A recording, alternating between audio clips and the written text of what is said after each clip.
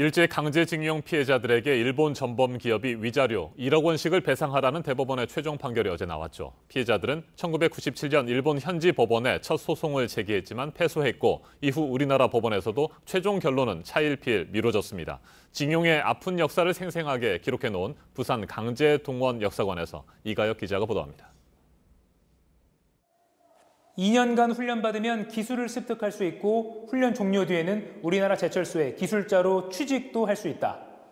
1943년 9월 이 광고를 보고 일본 오사카 제철소로 떠난 앳된 청년들. 도착해 마주친 일터의 모습은 지금 보시는 것처럼 약속과는 달랐습니다.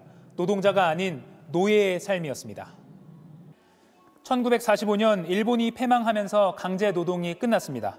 그리고 반세기 후 1997년 12월 피해자들은 일본 오사카 지방재판소에 신일본 제철을 상대로 주지 않은 임금을 돌려주고 강제징용 피해도 배상하라는 첫 소송을 냈습니다.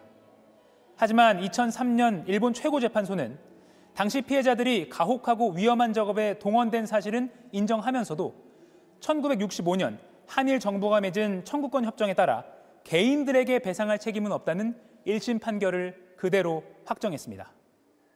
피해자들은 이번엔 우리 법원에 마지막 희망을 걸면서 2005년 2월 서울중앙지방법원에 일본 기업을 상대로 손해배상 소송을 다시 냈습니다. 하지만 이후 1심과 2심 판결은 일본 재판의 효력이 인정된다는 것이었습니다. 그런데 2012년 5월 대법원은 이 1, 2심 판결이 잘못됐다고 판단했습니다. 일본의 판결이 대한민국 헌법에 배치되고 개인 청구권도 인정된다면서 사건을 다시 서울고등법원으로 돌려보냈습니다. 그리고 서울고법은 대법원 취지대로 피해자들에게 1억 원씩 지급하라고 했습니다. 그러나 일본 기업이 불복하면서 사건은 다시 대법원으로 올라왔지만 5년 넘게 결론은 미뤄졌습니다. 그 배경은 이른바 사법농단 사건으로 최근에서야 드러나고 있습니다. 검찰은 일본과의 외교 관계만을 고려했던 박근혜 정부 청와대와 상고법원 추진에 매달렸던 양승태 전 대법원장의 사법부가 서로의 이익을 위해서 재판을 늦춘 것이라고 의심하고 있습니다.